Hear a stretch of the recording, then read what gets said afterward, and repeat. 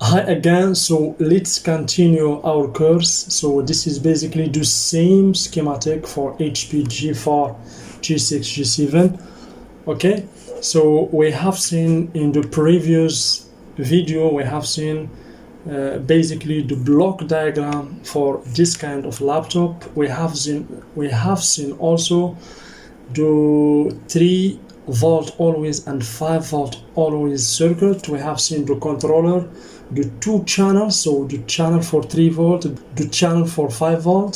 So in this video, basically, we're gonna see one of the most important circuit in every motherboard.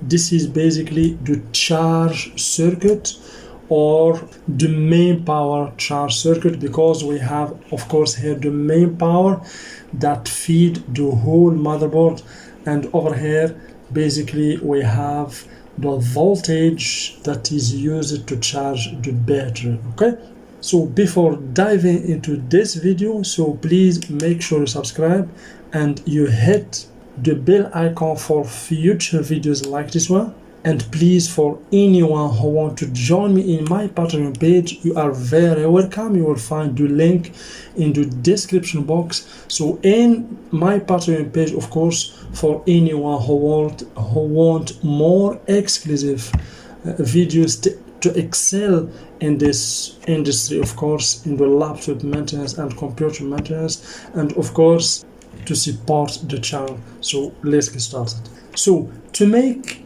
this video easy, we're gonna basically see first the symbol for the component, because along the video I know that many of my followers are beginners. That's why I plan to begin with symbols, to know about all the symbols. Then I will go and explain the circuit, because the circuit basically is divided into many, as you can see. So let's choose the circle. The circuit is divided into many parts. This is basically the control part here. Okay, here we have the control part. Here, this part is for battery. Here basically we have the battery charge, as you can see over here. And this is basically the part for the main power. Okay, this is basically for main power. Here we have the main power to feed or to power the whole motherboard. And over here, of course, we have the control part. You see, this is the control part. Here we have the control part to control this MOSFET. Okay, so, and of course, okay, so we have the main power part. Here we have 19-volt that feed motherboards. So we're gonna discuss these 4 parts. Okay, but first let's see the component to make it easy for you. Okay, so here we go. So let's begin here. So as you can see here, we have the DC jack. Okay, where we have the high path for 19 volts. As you can see, we have here VDD connected to this inductor, and we have, of course, ground. So this symbol is for inductors or coils. Okay, you will find always the reference for inductor or coil is L or PL. Then we have, this is basically the ceramic capacitor. Okay, this kind of capacitor that is used here in the primary stage. Okay, in the primary stage here are basically for protection. This one also for protection. And this is the MOSFET, or we called it the switch, because this kind of MOSFET also we called it power MOSFET, because it transforms the power from here to here. Here we have the drain, here we have the source. Okay, so if we have here 19 volt, we will get also here 19 volt. That's why we called it power MOSFET. It's not like this kind of MOSFET, as you can see over here. Basically, this kind of MOSFET transform a high voltage, or they convert a high voltage to a low voltage. Okay, as the same as we have seen in the previous video, where we have MOSFETs that convert 19 volt to 3.3 volt for the 3-volt channel, and also they convert 19 volt to 5 volt in the 5-volt channel. So for guys that doesn't yet watch the previous video, I advise you to watch the previous video because it is a very important video, and then come back and continue with us. Then we have here, as you can see, this is diode. Okay, this is diode. This one also used for protection. Okay, do you see? We have the cathode is connected to the high path to 19 volt, and the anode connected to the ground. So this one also is protection.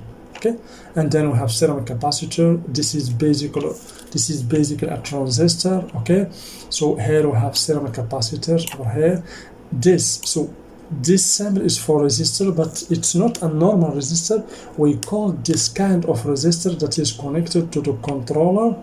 Okay, in both sides we called it current sense resistor. It's basically control and sense the current. Okay, it control and sense the amount of current that pass through a line. Okay, so here we have IC. This is IC. Its reference is PU or U9. So if you go to the motherboard, of course the motherboard for the HP G4 or G6 or G7, okay, you will find PU9 is the charge or the control IC or the charge IC. Okay, and here we have its reference basically. Okay, here we have the reference here. Do you see the reference? This is the reference. If you find that the bad component here in this laptop is this one, the PU9, so you have to replace it with another IC with the same reference or part number. As you can see, we call it sometimes part number or reference the same, or with another one with the same characteristics. If you didn't find like this IC with the same reference, you can use another one but with the same characteristics. If I tell you characteristics, means what exactly? Means with the same pinout. For example, here in pin number 17 we have ground. You should find also in pin number 17 of that IC ground, etc. Okay, and also the same characteristics in terms of temperature and humidity, etc. Okay, here this is the battery connector. Here we have inductor, MOSFET, always the same component. And what we have here transistors. This is basically transistors. We have PQ also, and this is MOSFET. So that's it. So let's go now and let's dive into the details. So let's remove these circles. So let's begin with the power jack. So once you connect the power jack, the 19 volt automatically will be present in these two inductors. Okay, the 19 volt will be present here in these two inductors. So note, even if the 19 volt is present in two inductors, and of course this inductors is in parallel, as you can see here, these two inductors are in parallel, means if one is bad, the computer will still working. No, based on my experience, if there is just one inductor that is bad, even if these two inductors is in parallel, the computer will not work properly. I will tell you why the right answer, but I want your opinions in the comment below. Okay, so please pay attention. These two inductors or coils are in parallel, means 19 volt will be here, also will be here, and we will get 19 volt here. If this one, for example, is failed, we still get here 19 volt. Okay, so 19 volt will pass and will feed the motherboard, but the laptop will not power on. The answer in the comment below, but I will wait until I get enough answers and opinions from you. Okay, So basically to make it a constructive video, when we get 19 volt here, so let's assume that two inductors are good, so the 19 volt will be present here in the drain of this MOSFET. So this MOSFET will wait until it receives the control signals from the control part. This is basically control part. This control IC has as a purpose to generate the control signal for this, as you can see, the switch, but this one basically has a direct relation with the B controller. Okay, so once the control signal is received here, the 19 volt will pass to this side, to the source, and then go straight through this ceramic capacitors, and then through this speaker. This transistor also will get the control signal in its gate here, okay, based of course in some characteristics and some conditions that we're gonna discuss further. So this is basically here. I will go with you in the next or in the further videos or next videos on how the control signals is generated. Because if we stop here and analyze how the control signal is generated, this is basically another video with 1 hour or 2 hours of explanation.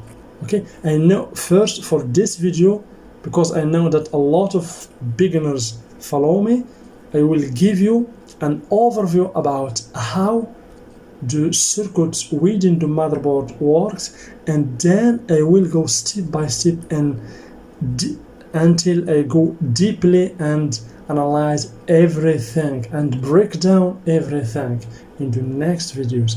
Please just stay tuned and don't forget to hit the bell icon for future videos like this one. Okay, so we will get here 19 volt. As you can see here, we have plus VED, means plus V adapter, means the same voltage here we will get it here, but with other characteristics. It's not basically the same voltage because we have here many components. We have basically inductors that adjust a little bit the current.